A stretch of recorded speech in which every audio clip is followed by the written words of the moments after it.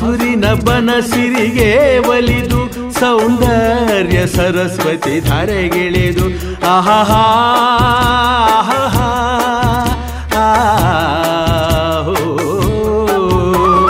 ಹರಿಯುವ ನದಿಯಲ್ಲಿ ಜಾಡಿ ಹೂವನದಲ್ಲಿ ನಲಿಯುತ್ತ ಓಲಾಡಿ ಚೆಲುವಿನ ಬಲೆಯ ಬೀಸಿದಳು ಈ ಗಂಧದ ಗುಡಿಯಲ್ಲಿ ನೆಲೆಸಿಹಳು. ಇದು ಯಾರ ತಪಸ್ಸಿನ ಫಲವೋ, ಈ ಕಂಗಳು ಮಾಡಿದ ಪುಣ್ಯವೋ ಆಹಾ. ನಮಸ್ಕಾರ ಎಲ್ರಿಗೂ. ನೀವು ನೋಡ್ತಾ ಇದ್ದೀರಾ ರಘು ಬೊಮ್ಮನಾರ್ ಯೂಟ್ಯೂಬ್ ಚಾನಲ್. ಹೀಗೆ ಒಮ್ಮೆ ಸೀತಾಳಯ್ಯನಗಿರಿಗೆ ಬಂಧುಗಳ ಜೊತೆ ಹೋಗಿದ್ದೆ. ಆದರೆ ಅಲ್ಲಿನ ಪರಿಸರ ನೋಡಿ ತುಂಬ ಬೇಸರ ಆಗ್ತಿತ್ತು. ನಿಜವಾಗಿಯೂ ಹೇಳಬಾರದು. ಎಲ್ಲ ಪ್ರವಾಸಿಗರು ಬರ್ತಾರೆ, ಅವರ ತ್ಯಾಜ್ಯ ಪ್ಲಾಸ್ಟಿಕ್ ವಸ್ತುಗಳನ್ನ ಅಲ್ಲಲ್ಲೇ ಬಿಸಾಕಿ ಹೋಗ್ತಾರೆ. ಮದ್ಯದ ಬಾಟಲಿ ಕೂಡ ಬಿಸಾಕಿದ್ದಾರೆ. ನೀರು ಕುಡಿದಿದ್ದ ಬಾಟ್ಲಿಗಳು, ಆಮೇಲೆ ಪ್ಲಾಸ್ಟಿಕ್ಗಳು, ಹೀಗೆ ಎಲ್ಲೆಂದರಲ್ಲಿ ಬಿಸಾಡಿ ನಮ್ಮ ಪರಿಸರನೇ ಹಾಳು ಮಾಡ್ತಾ ಇದ್ದಾರೆ. ಪ್ರವಾಸಿಗರು ಬರುವುದು ನಮ್ಮ ಪ್ರಕೃತಿ ಸೌಂದರ್ಯನ, ನಮ್ಮ ಕರುನಾಡ ಬೀಡನ್ನು ಎಲ್ಲವನ್ನು ಕಣ್ತುಂಬಿಕೊಳ್ಳೋಕ್ಕೆ ಬರ್ತಾ ಇದ್ದಾರೆ. ಆದರೆ ಅದರ ಜೊತೆಗೆ ಪರಿಸರನೂ ಹಾಳುಗೆಡುತ್ತಾ ಇದ್ದಾರೆ ಅಂದರೆ ನಿಜಕ್ಕೂ ಬೇಸರದ ಸಂಗತಿ. ನಮ್ಮ ಕರುನಾಡು ಗಂಧದ ನಾಡು, ಪುಣ್ಯದ ಬೀಡು. ಇಂಥ ಕರುನಾಡನ್ನು ನಾವು ಹೇಗೆ ಸ್ವಚ್ಛವಾಗಿ ಇಟ್ಟುಕೊಳ್ಳಬೇಕು ಎಂಬುದನ್ನು ನಮ್ಮ ಕನ್ನಡಿಗರು ತಿಳಿದುಕೊಳ್ಳಬೇಕಾಗಿದೆ. ನೋಡಿ, ಈ ಎಷ್ಟೊಂದು ಪ್ಲಾಸ್ಟಿಕ್ ವಸ್ತುಗಳು, ತ್ಯಾಜ್ಯ ವಸ್ತುಗಳು. ನಿಜಕ್ಕೂ ಇದನ್ನೆಲ್ಲ ನೋಡಿದರೆ ಬೇಸರವಾಗುತ್ತದೆ. ಸೀತಾಳಯ್ಯನಗಿರಿ ಒಂದು ನಿಜಕ್ಕೂ ಪುಣ್ಯಭೂಮಿ. ಋಷಿ ಮುನಿಗಳು ನೆಲೆಸಿದಂತಹ ಪುಣ್ಯಭೂಮಿ ಇದು. ಇಂತಹ ಪುಣ್ಯಭೂಮಿಯನ್ನು ನಾವು ಎಷ್ಟು ಸ್ವಚ್ಛವಾಗಿ ಇಟ್ಟುಕೊಂಡರೂ ಸಾಲದು. ಇದರ ಅಂಗವಾಗಿ ಇಲ್ಲಿ ನಮ್ಮ ಬಂಧುಗಳೊಡನೆ ಒಮ್ಮೆ ಭೇಟಿ ಕೊಟ್ಟಾಗ ಕಂಡುಬಂದಂತಹ ಚಿತ್ರಣವಿದು. ನಿಜಕ್ಕೂ ಇದು ಪುಣ್ಯಭೂಮಿಯೇ ಸರಿ. ಇಲ್ಲಿ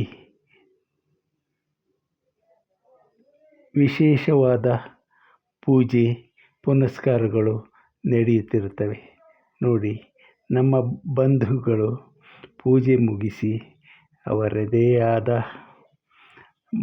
ಮಾತುಕತೆಗಳಲ್ಲಿ ತೊಡಗಿದ್ದಾರೆ. ನಿಜಕ್ಕೂ ಪೂಜೆ ಮುಗಿದ ಮೇಲೆ ಆಗುವಂತಹ ಸಮಾಧಾನವೇ ಬೇರೆ. ಇಲ್ಲಿ ನಿಜವಾಗಿಯೂ ಪಾಸಿಟಿವ್ ವೈಬ್ ಇದೆ ಎಂದೇ ಹೇಳಬಹುದು. ಅಷ್ಟು ಮನಸ್ಸು ಸಮಾಧಾನವಾಗುತ್ತದೆ. ಎಷ್ಟೇ ತಲೆಯಲ್ಲಿ 108 ಚಿಂತೆಗಳಿದ್ದರೂ ಸಹ ಅದು ನಿವಾರಣೆಯಾಗುತ್ತದೆ. ಅದರಲ್ಲೂ ವಿಶೇಷವಾಗಿ ಈ ಕಾರ್ಯಕ್ರಮ ಯಾವುದೆಂದು ತಿಳಿದುಕೊಳ್ಳಬೇಕೇ? ಏನೂ ಇಲ್ಲ. ಇದು ನನ್ನ ತಂಗಿ LJ ಜ್ಯೋತಿ ಮತ್ತು ಅವರ ಕುಟುಂಬದವರು ಏರ್ಪಡಿಸಿದಂತಹ, ಅಂದರೆ ಸೀತಾಳಯ್ಯನಗಿರಿಯಲ್ಲಿ ಏರ್ಪಡಿಸಿದಂತಹ ವಿಶೇಷ ಪೂಜಾ ಕಾರ್ಯಕ್ರಮ. ಈ ಕಾರ್ಯಕ್ರಮದಲ್ಲಿ ನಾನು, ನಮ್ಮ ತಾಯಿ, ನನ್ನ ಮಕ್ಕಳು, ನನ್ನ ಹೆಂಡತಿ ಇದರಲ್ಲಿ ಭಾಗವಹಿಸಿದ್ದೆವು. ನಿಜಕ್ಕೂ ಪುಣ್ಯವೇ ಸರಿ. ಇಲ್ಲಿ ನೋಡಿ, ಮಕ್ಕಳು ಅವರದೇ ಆದ ಆಟ ಪಾಠಗಳಲ್ಲಿ ತೊಡಗಿದ್ದಾರೆ.